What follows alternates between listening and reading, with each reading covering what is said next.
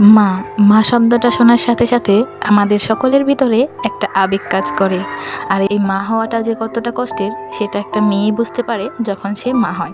তো hello friends, আসসালামু আলাইকুম। তো অনেকদিন পরে আরেকটা নতুন ভিডিও নিয়ে চলে আসলাম। তো এখন আমি আছি হসপিটালে। আমার বড় ভাবির বেবি হবে, তার জন্য সকল ফ্যামিলি মেম্বাররা এখানে চলে এসেছে।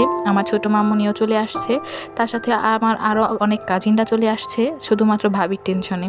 কারণ ভাবির শরীরে রক্ত অল্প ছিল, তার জন্য ডক্টর বলেছে অবশ্যই রিস্ক ছিল। কিন্তু আলহামদুলিল্লাহ যে ভাবি এবং বেবি দুজনকে আমরা সুস্থভাবে আমাদের মাঝে পেয়েছি। আমরা গিয়েছিলাম দুপুর 3টায়। ভাবিকে ওটি রুমে নিয়ে যাওয়ার পরে বেবি এই দুনিয়াতে আসে 40-এ। তো ভাবিকে তারপরে আরও 2 ঘন্টা রুমে রেখে দেওয়া হয়েছিল। যেহেতু ফুবু হয়েছি সেহেতু অনেক দায়িত্ব আছে আর মনের ভিতরে অনেক খুশি আছে। তাই রাত 12টার দিকেই চলে গেলাম আমি আর আমার হাজব্যান্ড বেবির জন্য বেড কিনতে আর জামা কাপড় কিনতে।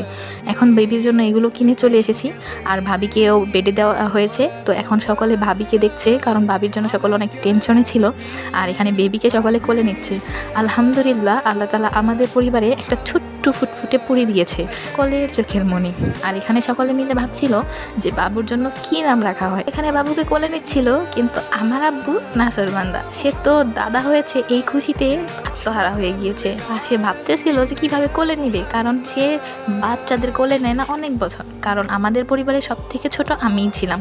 তো 20 বছর এই পরিবারে কোনো ছোট বাচ্চা ছিল না, তার জন্য আমার আব্বু ভুলেই গেছে যে ছোট বাচ্চাদের কিভাবে কোলে নিতে হয়।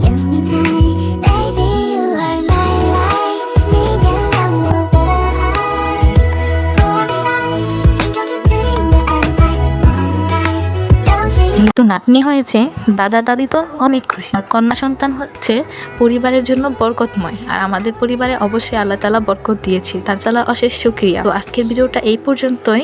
আল্লাহ হাফেজ।